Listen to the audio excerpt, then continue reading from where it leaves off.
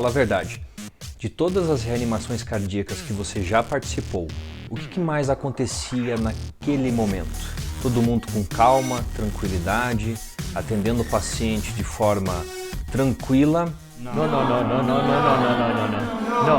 Ou o que você mais presenciou em todas as reanimações foi gritaria, nervosismo, confusão, às vezes até conflito entre os membros da equipe? Desde que o mundo é mundo, a interação humana sempre foi marcada por conflitos.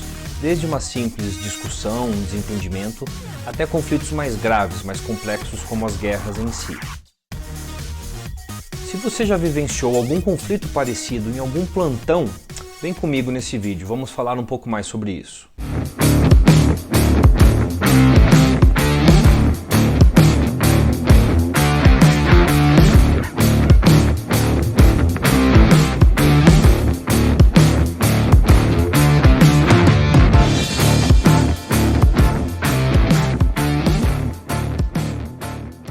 Colocar pessoas em contato, cada qual com sua personalidade, experiência de vida, crenças e costumes, para juntos executarem uma tarefa em comum, sempre é e será risco de que alguém não consiga interagir ou conviver com os outros membros em harmonia. Mas o pior é quando um grupo de pessoas se reúne sobre um evento estressante, como uma parada cardiorrespiratória. O clima pesado e a pressa que a emergência carrega facilita com que essas pessoas acabem ficando cada vez mais nervosas. O evento é estressante por si só. As pessoas ficam nervosas, o estresse se eleva, conflitos surgem, os membros ficam cada vez mais nervosos e assim o ciclo continua. É fato que conflitos poderão surgir a partir do momento que duas ou mais pessoas interagem para atingir um objetivo em comum. Mas pior é quando o fator que agrupou essas pessoas para atuarem juntas com um objetivo é um evento que carrega por si só muita tensão, como as emergências médicas, seja ela uma parada cardiorrespiratória, uma insuficiência respiratória, um AVC ou até mesmo um trauma. Errar é humano, não é mesmo? Mas e quando nossos conflitos pessoais podem potencialmente ou efetivamente nos prejudicar, a nossos colegas ou pior, nossos pacientes? Uau!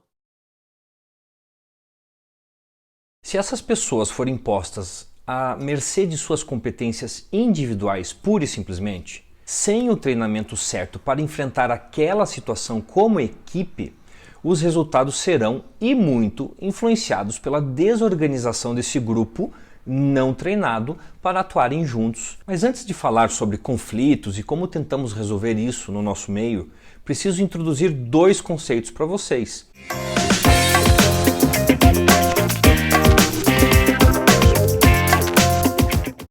Grupo é um conjunto de pessoas que num determinado período de tempo estão fisicamente próximas, fazendo alguma atividade em comum ou não, mas não necessariamente estão trabalhando em sintonia.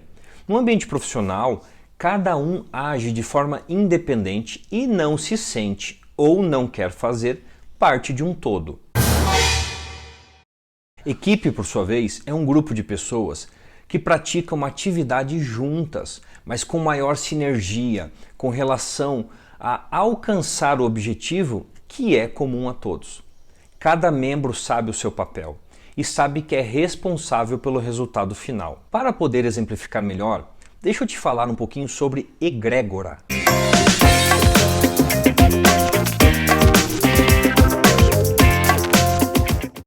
Egrégora é uma força espiritual que resulta da soma de energias mentais, física e emocionais proveniente de duas ou mais pessoas reunidas em grupo. Segundo as doutrinas que aceitam a existência das egrégoras, elas estão presentes em todas as coletividades.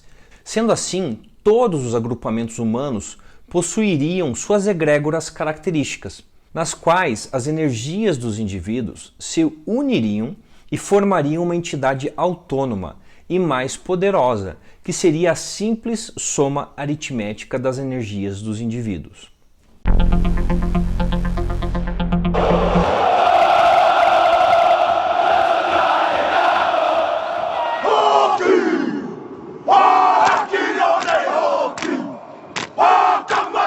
Mate,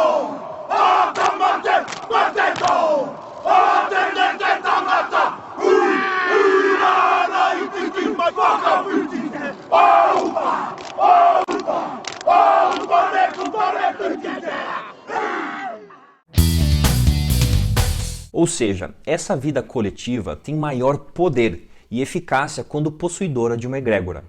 Então chega a ser paradoxal. Precisamos viver em coletividade. Mas ao mesmo tempo, se somos colocados em coletividade, temos uma tendência natural a competir entre si e, consequentemente, conflitar. Se algum membro desfoca e sai daquela egrégora, surgem conflitos.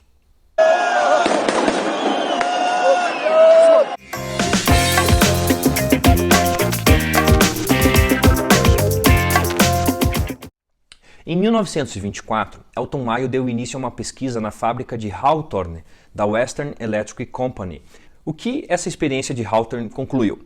Primeiro, o nível de produção é determinado pela capacidade social do empregador, ou seja, as áreas de convívio, pausas para interação social entre as pessoas e etc. Em segundo lugar, o comportamento do indivíduo se apoia no grupo. O grupo ele é moderador do indivíduo. Em terceiro lugar, as empresas são compostas por grupos sociais e informais que definem o comportamento e outros aspectos importantes da produção.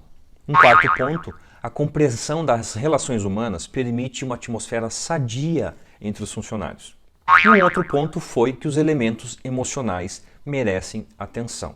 Nesse momento você deve estar pensando, o que isso tem a ver com uma parada cardiorrespiratória e com aquelas reanimações bagunçadas, barulhentas, com todo mundo gritando, brigando e nervoso?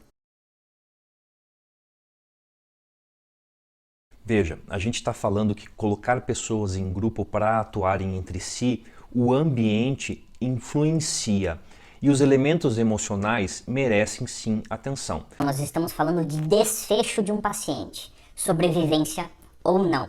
Equipes e não grupos, bem treinadas, fazem com que a mortalidade daquele paciente diminua. Uau!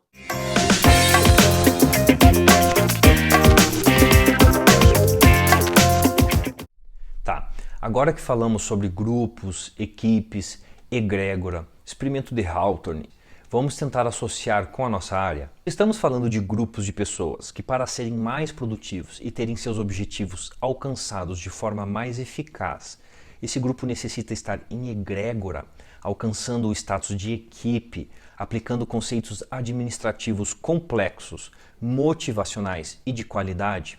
Outro exemplo, o ambiente hospitalar é um local que agrega vários profissionais diferentes que trabalham em conjunto, em grupo, para o bem comum, que é o paciente. Na maioria dos locais, eles formam um grupo, mas não equipes. Surgiu há algum tempo o termo equipe multidisciplinar, mas em muitos locais é apenas um nome.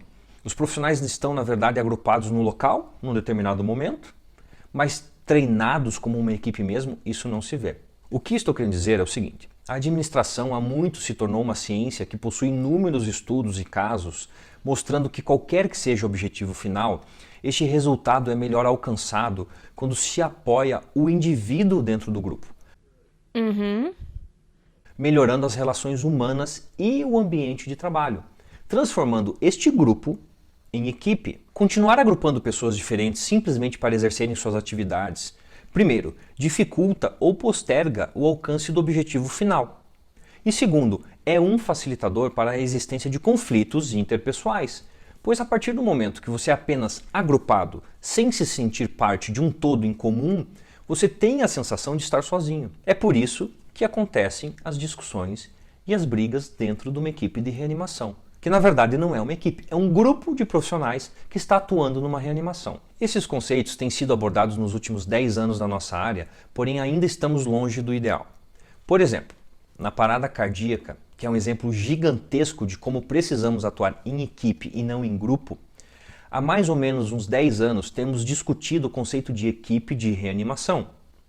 Sinceramente, até hoje na maioria das reanimações que você participou, você estava inserido num grupo? Ou seja, um conjunto de profissionais cujos plantões coincidiram e, de repente, surgiu um paciente em parada e atenderam aquele paciente desejando obter um resultado, que era a reanimação, mas não estava atuando em egrégora. Houve conflitos?